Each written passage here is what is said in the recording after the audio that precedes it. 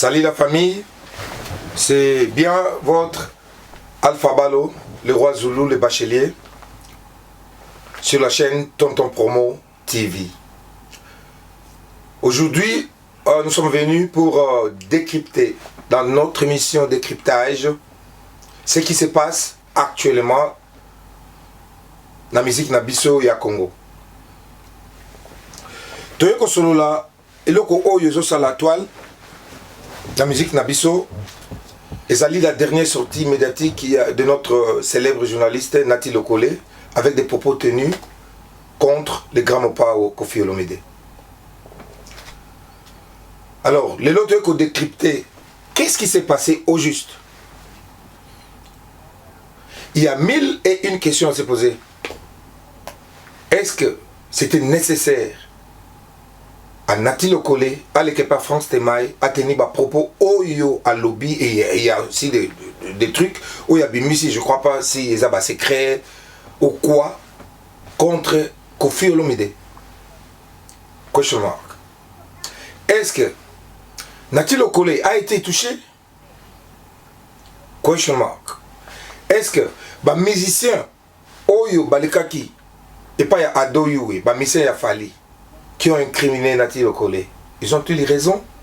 Est-ce qu'ils ont pas raison? Oyo yango poussé Nati à s'en charger na Koffi et adoyoué au même moment? Dans la 4e émission, nous tous nous allons découvrir qu'est-ce qui va se passer. Et finally, comme disent les Anglais, est-ce que Nati Lokole travaille pour Fally Ipupa? Ça, c'est la grande question qu'on va découvrir ensemble avec mon invité, Tonton Promo. Alors, laissez-moi le temps de remercier les miens. Je vais commencer avec ma mère, maman Françoise Singe, je te salue, un gros bisou. Depuis la Belgique, la famille Balo, les Blancs Balo, Bibi Balo et tout le monde. Mpena Mukulu, je vous salue. Tina Bosuku, un petit bisou. Renate, et Anna Kasongo. La petite sœur, Karine Kasongo, la force qui écrase. Ok, Tonton Promo. Pendant ça, le récap, je voulais un peu Totuna. Internet est un bébé Yinda au moment où nous parlons. Qu'est-ce qui se passe au juste? Problème Nini. Nati Lokole, il est passé à la télé à tenir des propos contre les grands Mopao. Et puis, à l'objet, Makamoko n'a évité. On me canonne pour expliquer contre Adoyoué. Je sais pas. Qu'est-ce que tu en penses? Ou Yo Kantinini? Selon toi, Ndengo Salakabal. Analyse na yo na ba effet. Roi Zoulou Balo, j'espère que je n'ai pas capté une préoccupation, non pas des préoccupations puis à abonner Belena ba mourir à bonne musique. Bon, en bref, ce qui s'est passé, 3 musiciens, ex-musiciens de Fally Ipupa, des musiciens et une danseuse, Baleka et Paya Doyo. Na ba propos na ba relater histoire ba carrière. À partir à Paris? À partir à Paris. Na ba propos na bango ba relater ba histoire na F victime, mais moment culminé zalaki, tous les 3 ont cité Nati Lokole comme l'un des travailleurs ya F victime. Les 3 presque, surtout les deux nani Ronsard na l'autre musicien, ba incriminé pena que non parmi ba cause ya kolongwa na bango et ça entre autres en termes ya ba konle to ba songi ya Nati Lokole. Ok, ça ce sont les ex-musiciens de Fally Ipupa. Les ex. Et Mopao Ayokotawana Nakati comment? Oui, justement, après sortie médiatique, il y a un musicien, il y a Fally Ipupa, il y a une danseuse aussi. Où il va citer des faits tout précis dans ces lobby qui d'ailleurs c'est Nati Lokole qui a foutu au Maroc. Oh, suspect Ronsard quand appelle à lobby qui à l'égard même soit Nati Lokole a fourni pas à Fally, mais comment il y a Koffi je ne sais pas. Et après ça s'en est suivi que Koffi Olomide a été reçu par Adoyoué. Koffi Olomide a batuni Koffi Payado, est-ce que vous même un journaliste na yo arena. Koffi a proposé nani Ado proposer la liste de journalistes oyo lingi ba ya yo arena.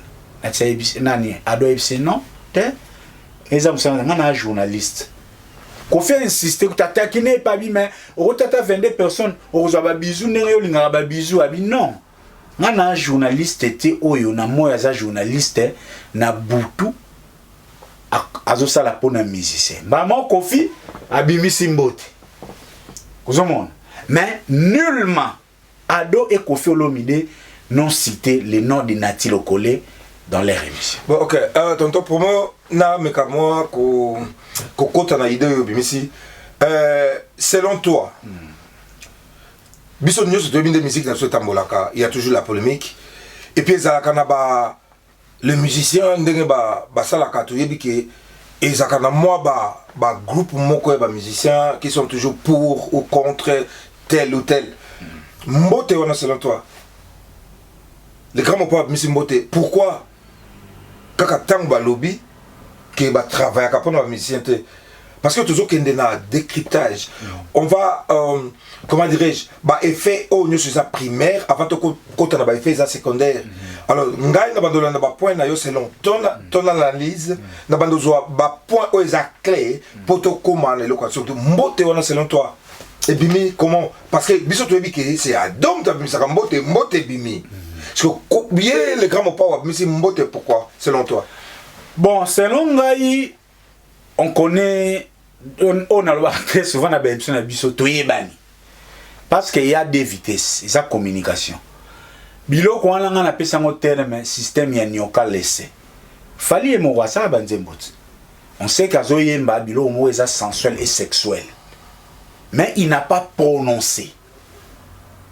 Et l'andania me kangania me bendaniama. Oh, peut-être j'ai moi, bon, ça l'était. Nani soit quand on a lidusu, les autres nani te singa ba quand on a lidusa tonga. Vous comprenez? La communication sur le plan littéraire, Kofi Olomide n'a nullement cité Nati Lokole, n'a nullement fait allusion à Fali Ipupa. Mais na dimension na sens tolobaka na sens selon l'esprit. Il y a ba propos wana. Ndeto musique comme ça que narake a chrétien nati. Selon l'esprit. Parce que biso to ko accorder Kofi ko pesa Kofi te définition na makombo oye à lobité. Mais to ko ki pété to échapper une réalité zalaka na musique. C'est vrai. Si le problème est à niveau na dimension et à rationalité. Oui, rationnellement, logiquement, vous ne pouvez pas incriminer, imputer na mbote ya Kofi, ton réponse ya Ado que c'est Nati Lokole. Non, moi je l'ai pas dit. Moi je demande seulement na tuni question oyo ekozala parce que normalement Ado pose des questions n'a pas musicien. Les musiciens il y a Fali Balekaki et tous les musiciens oyo yebi. Ceux qui balobi et loko moko un peu dévoiler un peu et loko moko oyo batwa kito une vérité. Ado a toujours l'habitude il y a coupé sa beauté. Alors tozonga moi moké ngai nazotuna yo selon yo mtozo décrypter situation au tozana ngosiko parce que cette situation moko eza penza propre vraiment té. Donc normalement et tant que chroniqueur chef, il y a télévision, tu parles toujours la vérité, il y a des gens qui te suivent. Il y a un aligné là tout. Parce qu'il y a des fois, je ne peux pas t'insulter directement dans le film directement. Mais si je parle quelque chose, tout le monde va dire que Alobi na mutu boye. Mbote ya Kofi déjà na deux sens. Vous savez Kofi soit une émission à l'ingao ali devant. OK. Kofi a zappé taquin. Ba chrétien ils sont des rebelles a chrétien même qui a ba tout soulem sou ba yara pa na yo ba melarlem sou jiwana nani mo do akene est-ce que yo melagi ji tenga na melagi angote ngana melagi lo mususu mo utalo ba gi non na question ya inosbi na travers toujours na ba jeune tani tina travailler na yo ado ba linga longolo o menga na jeune journaliste c'est pe Kofi so le Kofi bimisi liboko. Et ça là pour dire que voilà au lobby et loko oyo eza na place na yango. C'est une manière aussi Kofi indirectement il y a condamné ba journaliste au bazalaga il y a condamné ba to il y a condamné les journalistes en général parce que Kofi n'a pas cité une personne. Donc selon toi l'information ou les faits n'étaient pas rationnels et Nati Lokole n'avait pas raison, il y a Obimana na média pour répondre franchement si Nati Lokole est sorti ou a démarré Kofi pour na propos ana, c'est là où maintenant les bas blessent. C'est là où maintenant je peux cette occasion tout tika makano mususu to solo la quand même ni comme oyo parce que aujourd'hui quelqu'un comme Nati Lokole tu lui a présenté les célèbres. Oui, nalwa maintes fois média mutu était qu'à musique. Donc Nati Lokole ils sont censés être des modèles. Et puis travailler dans une certaine rationalité et surtout que lui-même prétend être le promoteur de zéro bêtise. Logiquement, dans une émission où vous n'étiez pas cité nommément, à tes crèches, tout le bâtard na crèche on a une taza visée. Moi, je suis dans émission, je suis au père des pédales. Et surtout, là où les bas blessent maintenant dans cette histoire, après l'émission d'Ado Yue, Kofi est venu à sa l'émission de Nati Lokole. Ce qui kuna à Krechamaki, Ozomona, à Santagi Azalaki visé. C'était l'occasion Azalaki na Kofi à tout naïba question. À Luka de façon na technique, il y a un grand journaliste, aïba comment ako vider et l'okwana pour Alaxaki yete. S'il y a des journalistes qui travaillent les jours, excusez-moi, pour Alaxaki, s'il y a des journalistes qui travaillent les jours comme journalistes et la nuit comme journalistes, ils en été. Mais les malheurs, les manques de professionnalisme, Nati Lokole Zalike, lorsqu'il a fait l'émission avec Kofi Olomide, il n'avait pas traité son émission. Tonton Pomo, moi, je comprends bien, mais je vois un peu une tendance au Yozo Kende. Aux autres condamnés, je crois, à 100%. Tout comme dans la catégorie, même pas analyse d'Abisso. Aux autres condamnés, Nati Lokole. Donc, selon toi, on a posé question. Avant tout, internautes, restez branchés et partagez au maximum. C'est toujours votre émission décryptage dans Tonton Pomo TV. Donc, beau subscribe, beau share, et puis beau tchaba j'aime. Et ça, émission na bino bolandaka toujours émission oyo ça banalise oyo avec la tête bien faite. Donc toute promotion na landi bien ozo bois comme bangue pas Nati Lokole. Au continent na quantité mais nazo mon tendance c'est comme si Nati Lokole est fautif à 100%. Alors à l'équipe Payado Makambo le bami ayambi Kofi. Donc selon yo, il fallait à tout na Kofi ce qui s'est passé pas dans l'émission ou pas ça qui n'a d'eau. Il y a un lobby, si il se sentait visé, c'était l'occasion, l'air à Yambaki, Kofi, a mekako recadrer. Selon toi, les émissions pour moi s'il te plaît, s'il vous plaît, nous sommes à la télé. Selon toi, il peut y avoir une main noire? Tant Yambi Kofi Sili, une main noire au Baïbisi que Tala Balobaki Bouye Ponayo, Yango Monia ou ça la réaction là ou quoi? Non, il y en a donc ça va te Hollanda Bisso, il y a un point zéro la vis moi et aux autres sauté c'est très important. Nati Lokole lorsqu'il a reçu Kofi Olomide, je répète, s'il était visé, il avait l'occasion de recadrer. Ouais. Mais Nati Lokole n'avait pas suivi Aebaki. Sens il y a propos ya Kofi Olomide na adoté trop na langanya ça c'est qui dit ba ayambi Kofi ba solo li normal et puis na émission ana sous Kofi pas takina qui sous ba même genre sous ya ndega buskila parce qu'à un moment Kofi alobi non lelo roya na ninot na concert na millionnaire oh na rozala est-ce que ba peki ça oté aux monde mais Nati Azaï qui dit, il est quand il est mais c'est après que Bang l'air ba bengi. Yon le roi notre côté na bateau bi ba bing c'était ya ba simbisi au touche. Tala kutu ba obeta yo ke yo aux a travers la faille. Tu confirmes que ba benga qui Nati Lokole. Yemo le bon pas Frank Stemai. Abi que non ba simbisi au touche tala Kofi na ado ba beta ki yo boye pa na yo abeta ki yo boye. sikoyo etie sikoyo na les sensationnels yango zo mona même temps émission on a to côté na détail na ngote et puis ça ça on a sensationnel c'est là où je nazo décrire d'abord manque ya professionnalisme on a décrit aka maintes fois parce que Nati il se prétend être grand journaliste il se prétend où il est et ça relatif j'affirme qu'il est grand journaliste moi je l'affirme et lui-même dans l'air à lobby que c'est une prétention. Parce qu'il n'y a pas une carte, il n'y a pas un décret où il décrétera un grand journaliste. Chacun selon son monde, tout le monde sait que Nati, il est parmi les figures, les pointures, il y a chronique là on a façon de c'est prétend être grand journaliste, en grand journaliste. Lélo, on a profité d'un micro, on a décrit le rond décrit. Beaucoup de nos journalistes qui se prétendent grands, surtout ceux de la télévision. Donc, oye na chaîne le digital il me met le audimat ils en a câble talon en France oyambi installe le roi Kofi Olomide les deux atouts font de vous déjà un grand alors que les contenus grandeur et zolandate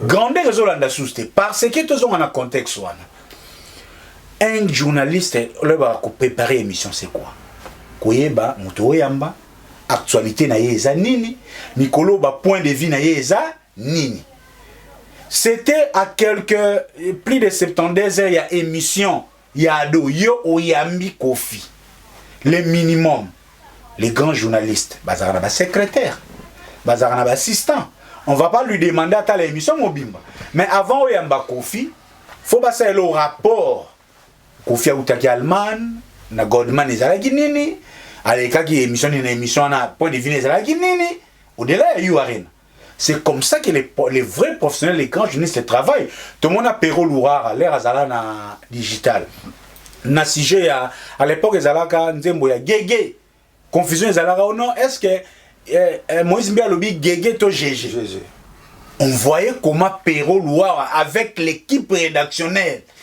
monteur tout ça donc Bazol Luka avant bon va se prononcer bon va à un point de vue maintenant un grand journaliste qui fonde une réaction sur base il y a propos yo qui n'a bar permettez-moi je suppose bien en dehors il y a 4 professionnels au moins est-ce que ici quand média n'a pas comment quitte média kiti oui tonton promo la katio malobate sur la lundi OK nga na kota mamke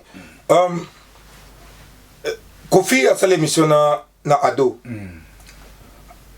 après c'est ado mbote parce que il y a des propos où il a mis où il a que ba journaliste ba sala que pas bato aïe ko sala émission na Nati Lokole à lobby presque le komoza même chose alors moi et toi na minute to ibe internet bolanda biso boyebi que Kofi et Fali ça tient pas. Oui. Yeah, OK. Tolobi, il faut ça là. Décryptage, il y a information. Alors, il y a un autre. Nati, à Kendaki Peteke, a rétali. Émission, il y a Adoyoué. Parti Onakaka. Aya Zongi Sina, Oye Salami Yena Kofi. Et personnellement, il a compris parce que tout le monde a des gens. De tout ça, toujours à Sunabato. Il y a aussi l'émission, de tout ça, l'émission directe. Mais il y a des gens qui regardent ça à la télé, bah on a direct passé baza concentré. Biso to linga to bimisa émission topé sa information isa brute et pas ya batou et puis information o ekozala concrète. O bat ba yo kabalobi vraiment que non information ba jouer en isa vraiment information outil la source. Exact que hier kenda qui a sali pe étude. Il y a des informations, il y a yo qui n'a ouye mon quoi vivre. Na batu ba yebisi et cliquer il y a un moment à zongi na réaction. Donc selon toi, Nati n'avait pas raison. Il y a Robima dans la télé et pas à Franck de tenir ses propos contre Kofi Olomide et son homologue Adoyo. Qu'on réagir, ils ont droit à. Mais il n'a pas insulté. Qu'on réagir, ils ont droit à Moutunios. C'est des droits, il y en a-t-il au collé à tout moment. Même des mais peut encore revenir. Mais c'est ce qu'il a fait. Il y a un scout qui est le mot bien. Est-ce que à Tali, à Monique et après, à côté les cas qui n'ont pas on doit accorder qu'on réagir, ils ont droit à. Mais maintenant, on a décryptage.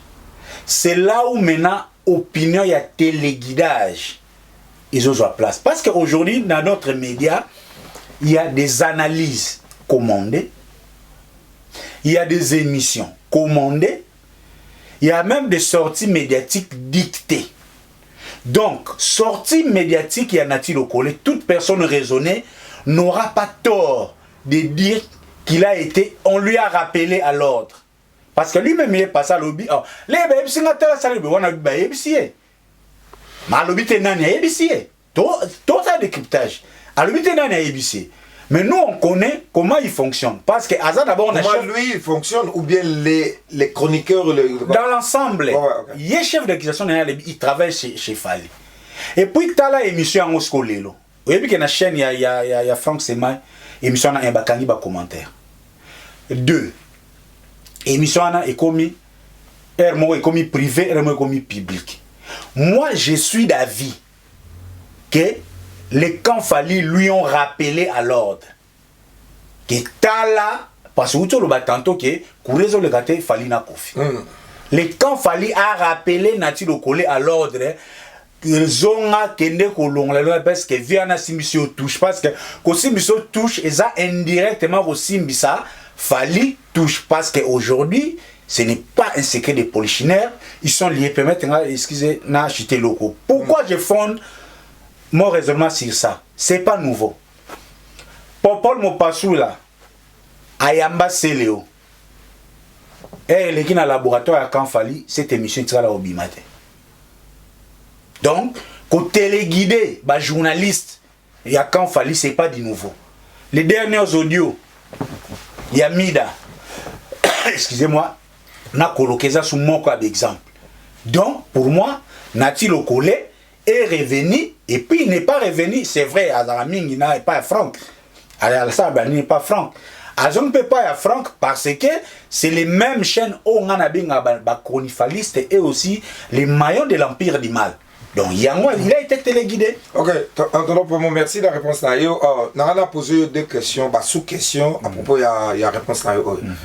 Il y a les bosseux qui disent que, selon toi,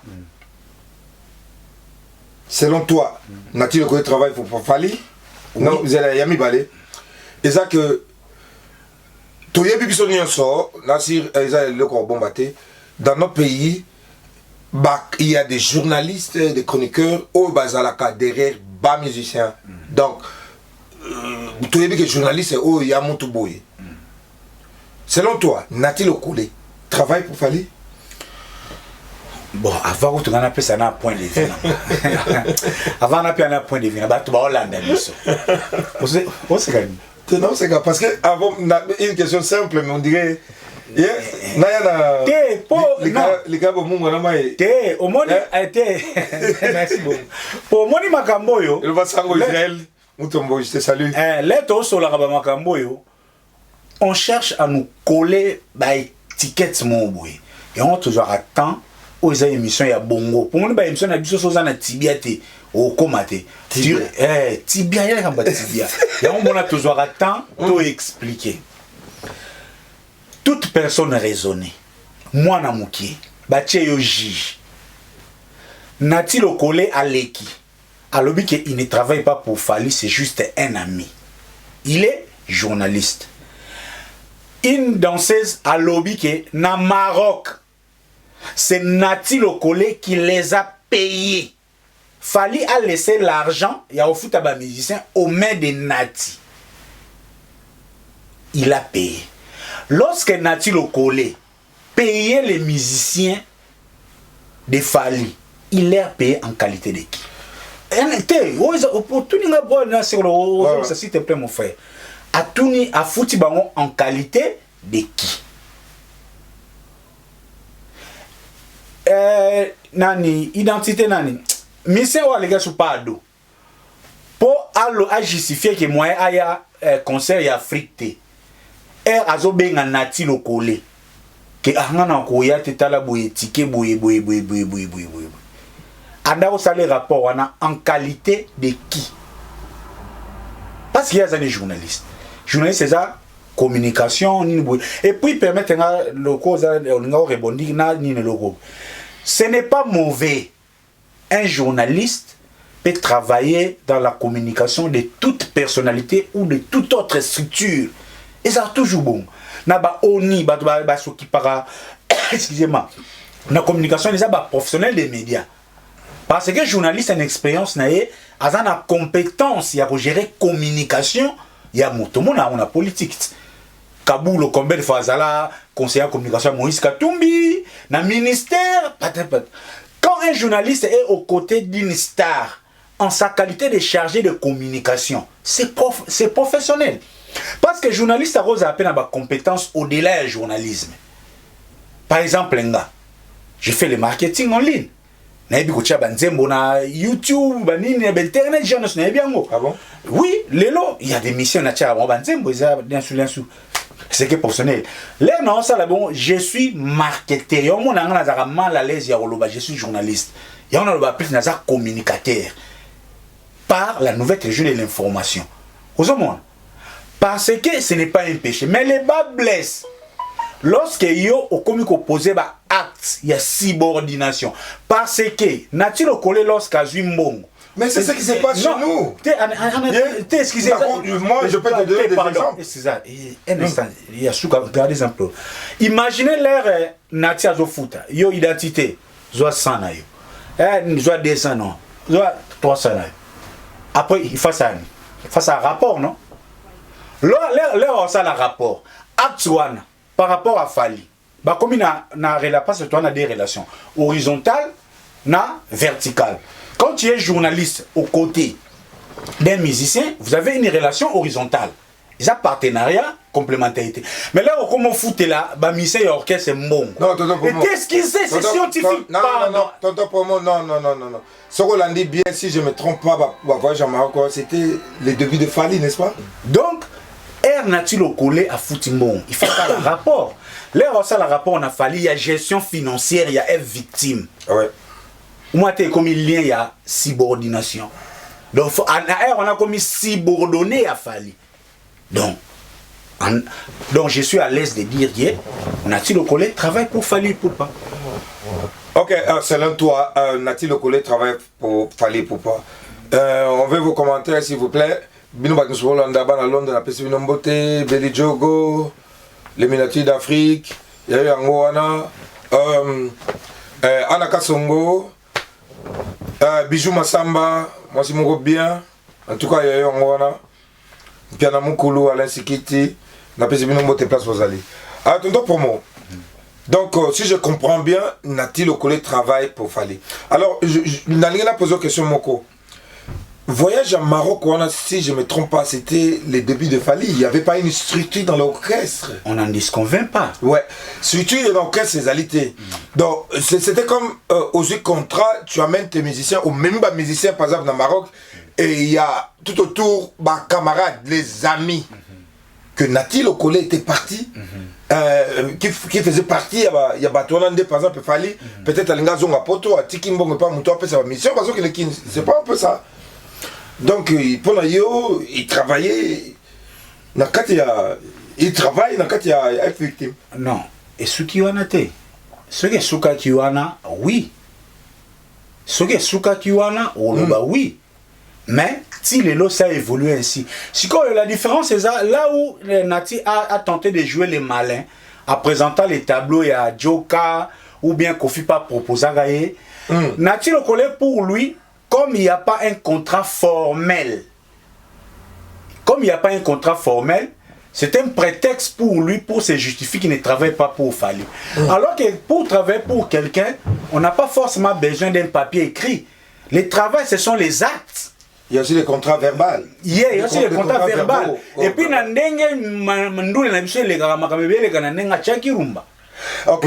Nazana, question selon toi, la déontologie journalistique, un journaliste, un chroniqueur à Salaka et pas un musicien, ils ont vraiment malamuto.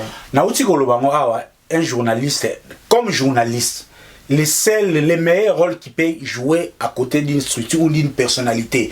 Le quoi, toi, un musicien, ils ont chargé à communication. Or, nos musiciens ne sont pas assez professionnels pour balanda vraiment un journaliste c'est comme chargé de communication. Parfois on travaille avec des artistes. Parce que chargé de communication a cadrer image na yo par rapport à l'opinion. Parce que il faut ajouter que yo aura toujours likolo na sondage. Et ça le rôle ndenge nature lokolo yemon parmi ba iloko bazo chargé émission ya suka o asala ki na fali. C'est parce que il a été incapable d'être journaliste na plateau. Il s'est comporté comme ami. Il y a même les lobos ici, les lobos fali au continuer d'organiser de l'opinion. C'est sa façon de quoi, de présenter des émissions. Nathalie Le Collé présente ses émissions, ça la émission comme si il fait des blagues. Wazulu na si yo na comité de guetto na na décryptage au coma. Moi là to coma na point plateau, il y a trois points l'action qui comme elle était un ami. Il n'était pas journaliste sur un plateau mais dans le tantôt et émission on est émission qui dit ça na Nathalie Le Collé na fali pour pas cote. Parce que s'il était à offrir un bon service, il fallait Zozela. Parce que Nathalie est compétent, il est intelligent. Il peut bien offrir les services de communication à F victime. Là, on va soutenir. Parce que c'est ça. Mais aux journalistes, au quotidien, il y a des membres similés. Il y a des Jackie Rumba. Alors que l'autre a une carrière professionnelle. Revenons à l'émission parce que Nathalie Le Collé, parce qu'à justifier une émission, vous savez, on fait les émissions selon les humeurs des invités. On lui accorde ça. Il a trois péchés majeurs. On a émission on a Nathalie Le Collé, il s'est comporté pas comme un grand journaliste. Puis on a Lisa Fali. L'actualité à l'époque c'était l'affaire Niki. Dans la formulation il y a question, il y a Nathalie Le Collé. Alors que dans sa position d'ami, il est censé dire maman ya bana ya Fali. On n'entre même pas que moi ça fait. Maman ya ban. Donc, yo za les collaborateurs tout travailler les lots, au ça l'émission on a les invités, on a un problème familial, o yambi nga ponango, o yebi bien que moi si ne wana moi si na mère au sainte fille mon boy. Disait qui manque. Donc, il a que ça qui immoralité à Nathalie Le Collé. 1 2. Les sujets à l'époque ils allaient la question il y a disque d'or. Fali a dit aux gens, il a vendu 55 000 CD dans l'émission ya Nati. Nathalie Le Collé, il était un illettré en termes de disques d'or ces jours-là. Aucun ne connaît pas. Mon journaliste est mais avant l'émission, s'il y a une question technique, il travaille dans une chaîne locale, il est censé recourir aux experts. Je ne connais pas bien tonton promo. Moi, je ne sais pas vous répondre à Sony. Je ne sais pas tonton promo, je ne bien. Il pourrait se faire une idée. Pour les faire 55 000, il y a une procédure. Aujourd'hui, 55 000, mais pourquoi bazo certifié? Bato ba certifié ça là-bas 1 mois, 3 mois, 4 mois. Il y a un contenu. Deuxième péché. Troisième péché, c'était l'affaire autotune à l'époque. Même ma question technique, Nathalie Le Collé, ignorant. Abimi ça même Fali Ngambu. Fali, il avait fait un lapsus en loba, en présentant autotune, un logiciel comme instrument. Et ça, lapsus, ils ont une manière similaire. Soit Moutalobi élève, non Moutalobi étudiant. On peut conclure qu'ils sont tous des bases à apprendre. Les minimums, autotune, instrument logiciel. Ne fût-ce que question, il y a que permettre Fali à cadrer les propos, elle n'a pas tombé victime. Il y a lapidation médiatique. Ok, tonton promo, la monnaie tobimi, toza na kati mais to développer un mois moulai parce que minita je peux compter wa. Tozonga na mubange il y a sujet na biso vraiment parce que tout le monde sait que Makele les ali Nathalie Le Collé, il y a des gens qui parlent Nathalie Le Collé a manqué Kofi, a manqué Moninga naye adoyoué. Tozonga siko na kati wana et puis en même temps on peut adoyoué. Donc son alandi décryptage na yo Nathalie Le Collé a totalement il est totalement fautif. Azapna fautif et il ne pouvait pas sortir. En bref, il ne pouvait pas sortir à tenir ma propos à tenir qui de cette manière là. De cette manière. Bon, ok. Ngana ok ne musique mais et là on a tout nos choses années. Ado Yue. Il a été traité, un journaliste, je sais pas d'expérience. Abetara Lisolo, il y a Massapo. Ah, Makamando Léo. Allez-y, t'es non, c'est qu'on a séqué aux basés. Yo, on a évité sa polémique. Non, c'est pas un problème. Moi, je te pose des questions. C'est à toi de répondre. Ngana Yambio. Ngana Yambio. Alors, Nazana, fact, parce que Nathalie, toutes les deux émissions, Nazu, élément, élément clé. Yango ce qu'on est na yo ba question yo peut ça ba réponse parce que internet ba la biso ba ko juger quand même. Donc le besoin comme il y a Tibia ne makam. Bon OK. Ado Yue, je te salue aussi en passant là où tu es. Bon Natio saluer. Oh Nati le collègue. Zéro bêtise. Allons-y. Nasi ça inam. Yo bano te koufé na za la bien Nati le collège, je te salue aussi, zéro bêtise. On est de cœur avec toi. Donc, Ado Yue, dès la bande Oloba,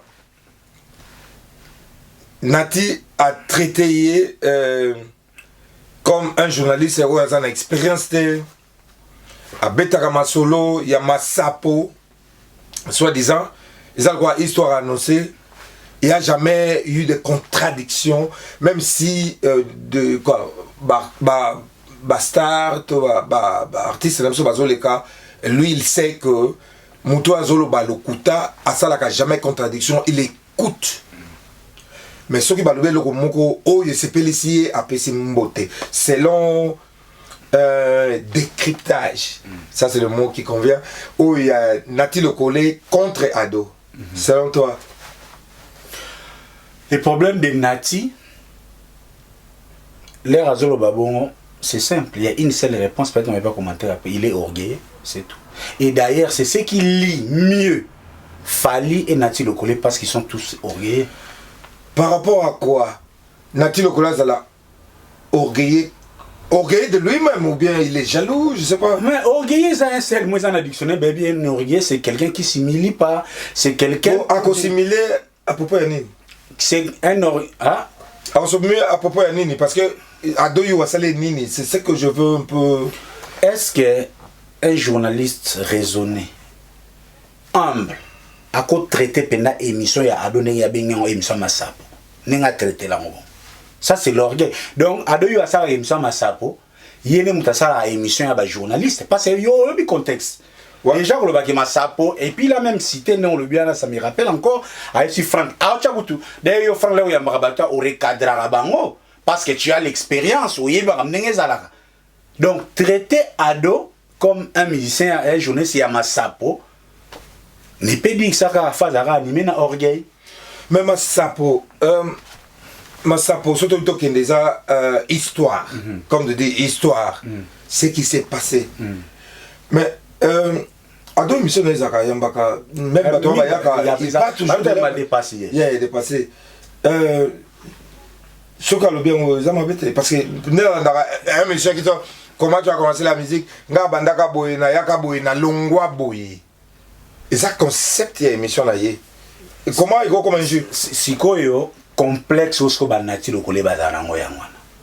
Bazola ta ba veste mais bazo mima magam na dimanche ba veste ba wala tate. Ba problème ya banati gona mutuna bango.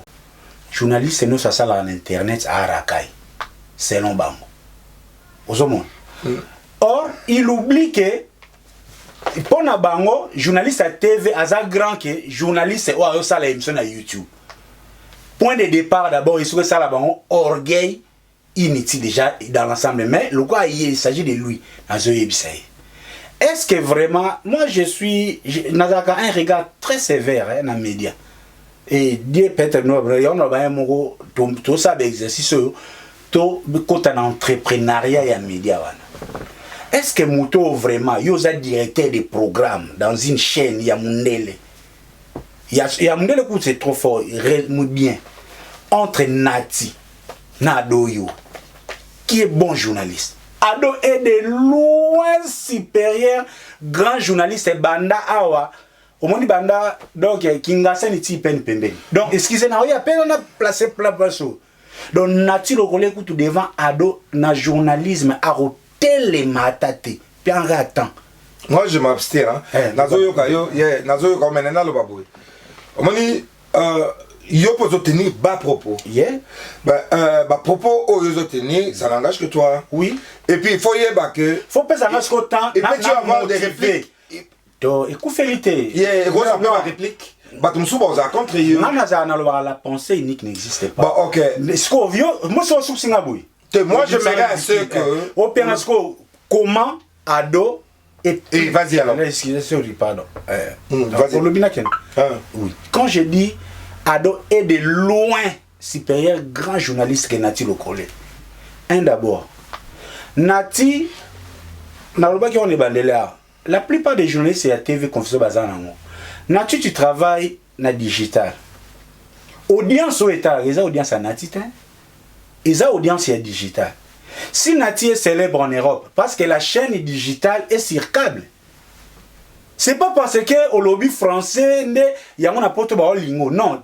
Premier élément, on Nati Lelo Arose à la célèbre. Pour le lobby français. Selon toi, Nati parle français mieux que Ado? Non. Nazo ya nanu. Parce que si Nati est Nati aujourd'hui, parce que en bonne partie, il travaille dans le digital. Parce que digital, les gens ont câble. Et puis, na poto awa, yo yebito l'équipe de belé à ba box. Box est digital, RTGA, Nangola, n'en parlons pas. Donc, on a poto la bémisa mindelete. Là, on a Congo. Dimanche, na kuti émission de musique. Na kuti pe Nati. Et surtout quand il y a un bisou musicien. Donc, on a talent. Définitivement. Contrairement à Doyoué, Aza, patron, il y a un organe de presse, Congo Mikili, c'est l'audience de Adoyoué. Et sa conception à lui. Nazo ya kutu malembe, wana bravo, comment lire vraiment. N'a pas pensé, merci beaucoup. Congo Mikili, Eza, organe de presse, il y a Adoyoué. Première différence. Deuxièmement, au moins ba Nati Lokole baza ba génération ya ba première baza ba génération ya bato bae ko be ba première ceinture bani ko be bisa TV. Et bisa génération ni génération ya ba journaliste ya ba chaîne ya vie ya ba chaîne privée. Parce que na RTNC to édité DSLC. Là ba chaîne privée yé les chaînes privées pour la plupart qui gèrent na bana ya papa bana bamvando et puis tilelo. Selon toi, il y avait pas le quoi professionnalisme zakité. Bon, il y a et là moi bon, au moins nest na bata ba RTG moi na plus mabilu, kuna mona muzitu, papa za bon. Et ba journée c'est belé à ba chaîne privée les élèves à Mutumoro sans cursus fini. Mais qui a l'éloquence, qui est un bon français, il présente l'émission. Et Nati fait partie de ces groupes de journalistes. L'RTV Banobé Baliboso, la chaîne privée. En plus, en termes de contenu, Nati Lokole na digital n'est qu'un simple présentateur d'émission. Il n'est qu'un présentateur d'émission. Donc il est sous la direction d'un directeur des programmes de ça la illusion tantôt.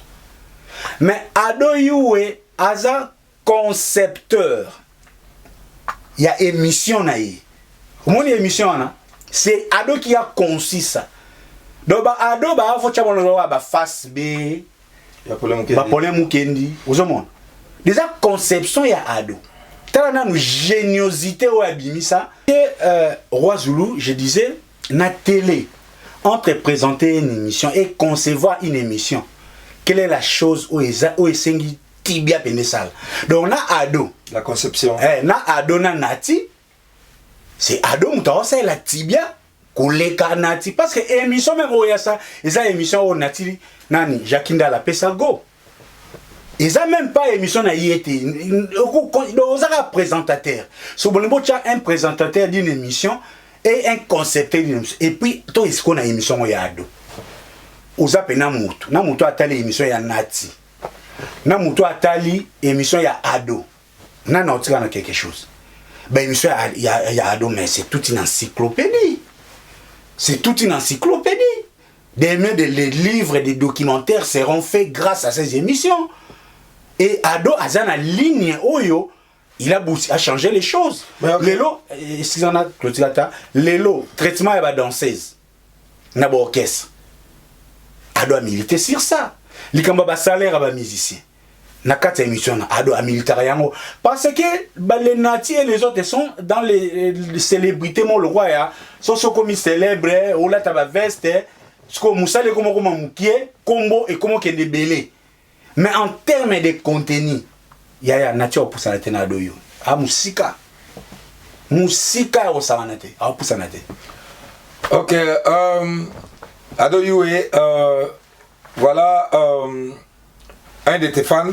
Oui, c'est pas comme ça, fan, vraiment, on va fanter, mais un homme qui a. On a complété. Tu vois, dans l'émission, il a été attesté, il y a Ado. Business to iba, nana yana drum na musique. Taboulette. Un business to iba taboulette. Mais vieux, ou a drum à tabelaire à bétel sur le contexte, one. On a que ça fait les beaux de l'histoire. Un peuple sans histoire est un peuple sans âme. Mais Nabi maintenant nous moi dans le contexte toi parce qu'on parle de Makele le Zosalama. Nati le collègue Kofi Olomide Ado Yue. Au lobby à propos il y a émission il y a Ado Yue. Et pourquoi lui il ne contredit pas les musiciens parce qu'il y a des fois Netinga pe la cause à boy. Dans la émission on a au monde que lui là il est en train de mentir.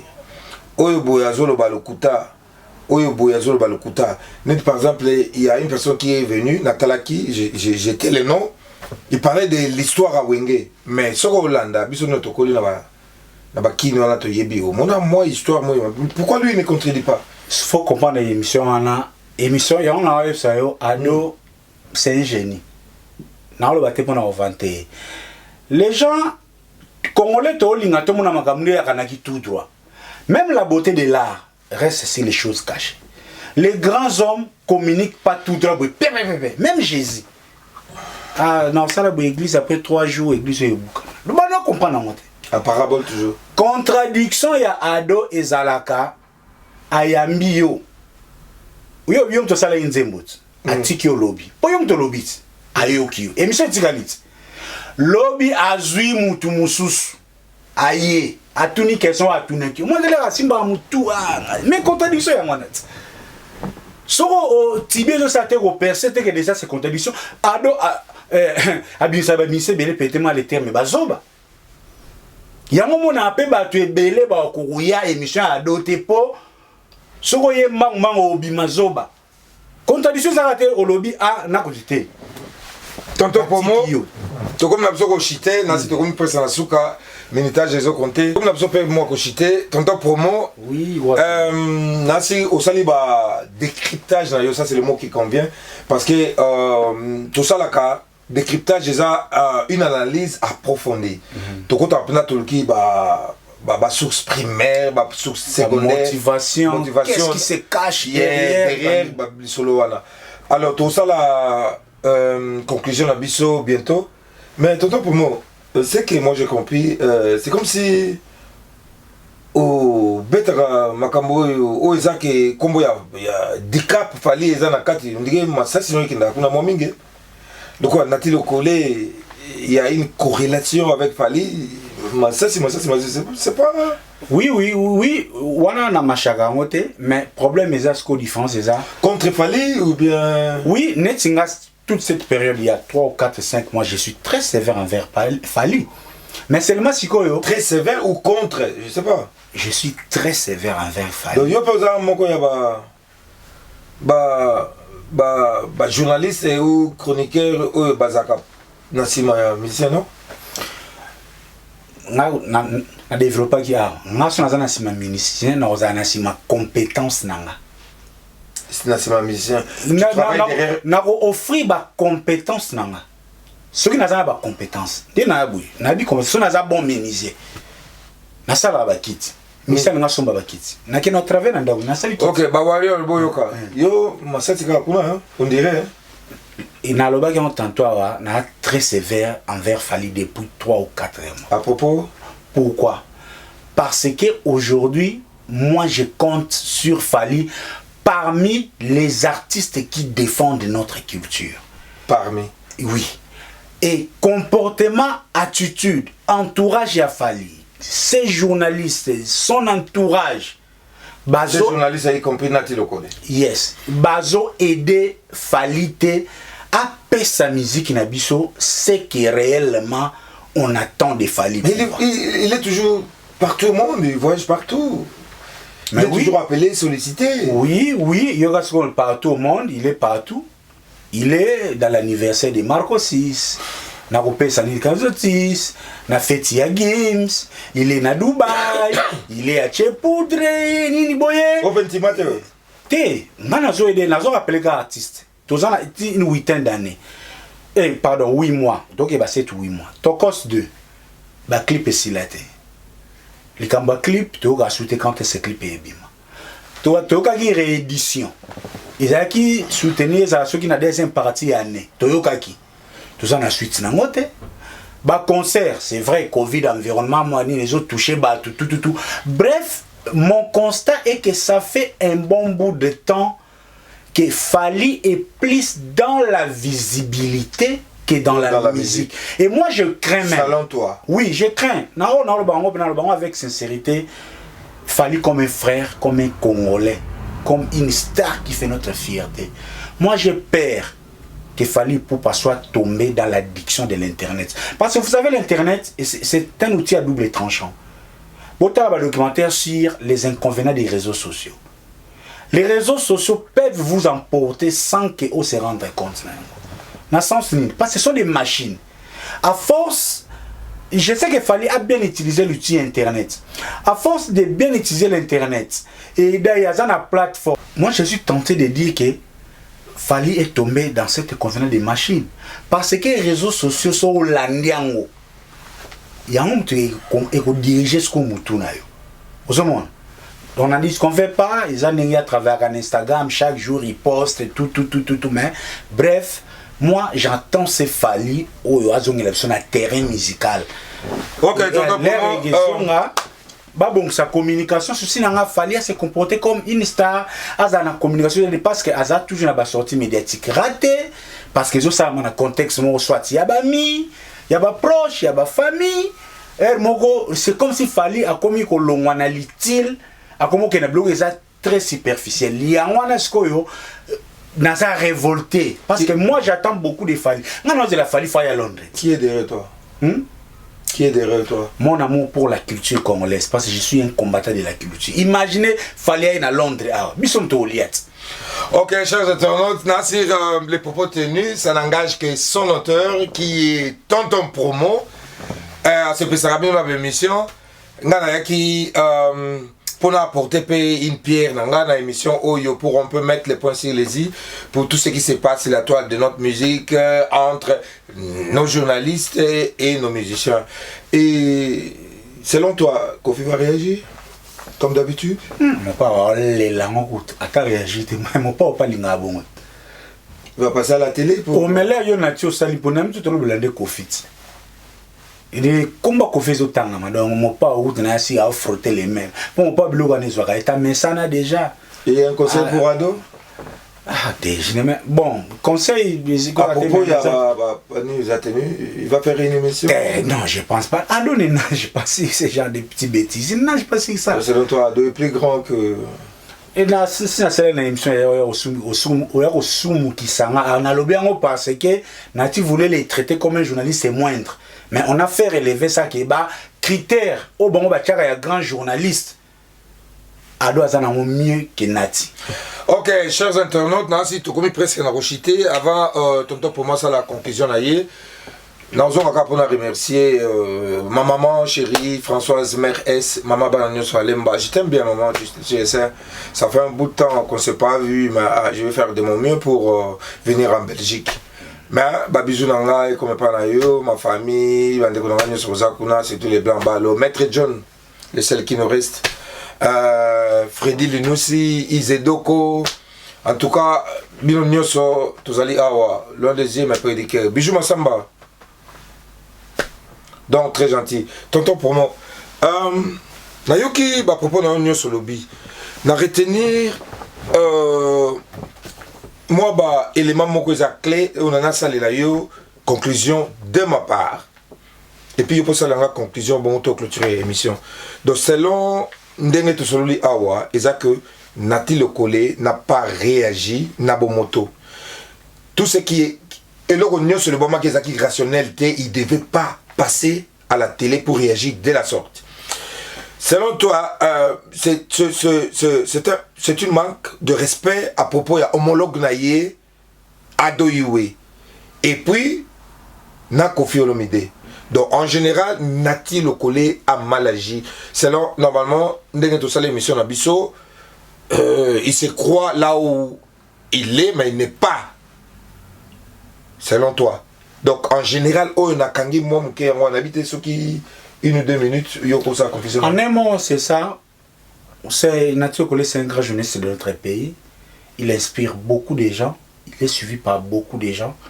Mais comme les lotos Kendena, Makambo, commis, déjà, commis 20 mots, mon père de Savère, je les invite seulement tous les grands journalistes. Même à contenir un grand journalisme. La façon de faire, la façon de réagir, la façon de collaborer, et ça sous bien écouter culture na biso. Mais seulement, il a manqué l'occasion de se taire. Pour la clôturer, merci. Rendez-vous, l'élo, à 20h. Nous, on a donné notre point de vue, la chaîne, tout ça, décryptage, téléphone ouvert, bino réagit, bino ndesko bo benga, tout le qui mukiliza makanisi, point de vue n'a parole d'évangile et la vérité mais on réfléchit seulement à haute voix autour des idées, la thèse, l'antithèse donne la synthèse. Donc, il y a tout ça. Pour le reste, Freddy Mayassi, la force tranquille de Londres, Bambo Tenawe Belé Belé. Freddy Mayassi. Il y a Joël Boulouba, na PCOP Bambo Te Ebele, Jiklo Wina, il y a Gisèle Tati, Winnerland. Mère doublé, tous les gens lobby. PCA Mbote Ebele, Sika Zali, na Bosani Pete, Tina Bosouk, Sika Zali, vrai chéri na Bambogo, Boazu Wapi. Donc, c'est ça, on est ensemble, il n'y a pas de souci, même s'il y a des soucis, on va arranger. Nechapindi. Kilesi. Ndegonangai. Toza, Nabosani Pete, d'identité very strong depuis Kinshasa. Béra de Prince des Amunda, les milliardaires en néon à PC Bambo Tebele. Théophile Munganga Lentelo. DJ Magic, le son de Londres. DJ Kinkela, na PC Bino Bambo Tebele. Aussi DJ Amelin, na Katia London. Donc, tous ensemble, l'évangéliste Bodi Mamona, merci pour notre prière, nous avons une bêtise de tout. JC Coli, les meilleures agences de fret, dans Londres, pour nous bara, ils ont des films bon, on sait les conteneurs. Il y a les bossés comme il y a mis balo kangi téléphone, aux aiguilles dans Londres comme la province. Donc, Keba aussi m'a touche. Il y a un JC Coli, régularité, confiance, compétence. On est ensemble. Merci aussi à vous, Roi Zulu Balo. J'espère que vous trouverez encore le temps d'être ensemble dans cette grande famille, un tout peu pour contribuer à l'avancement de notre culture. Merci bien à toi aussi, Tonton Promo. Nous sommes ensemble comme d'hab. À vous les internautes, je vous remercie infiniment d'avoir suivi cette émission. Et puis, commentaire Nabino Bocha. Et puis, Babiloko Bomonike, Tokendaki moi mon pandito, moi Pembeni. Moi, conseil, ça l'a moi bien. Mais pour moi, en bref, j'aurais souhaité à ce que nos confrères Nati Le Collé, Adoyoué et notre grand frère Kofi Olomide, d'un peu Kocha, Babiloko Yeleki, c'est parce que. Et ça appelle l'hôtel, et ça appelle l'hôtel. Selon toi, ça c'est pour. N'a quoi pour tes conseils, ça c'est mon conseil. Selon Alpha Balo, le roi Zulu. Donc, on doit passer à faire autre chose. Et ça, futilité, ceux qui m'ont rebêté les Bakou, il faut toujours avoir un cœur de pardonner parce que nous sommes aussi des chrétiens. Donc, merci d'avoir suivi cette émission. Et à la prochaine, Roi Zulu. Bye. Bye.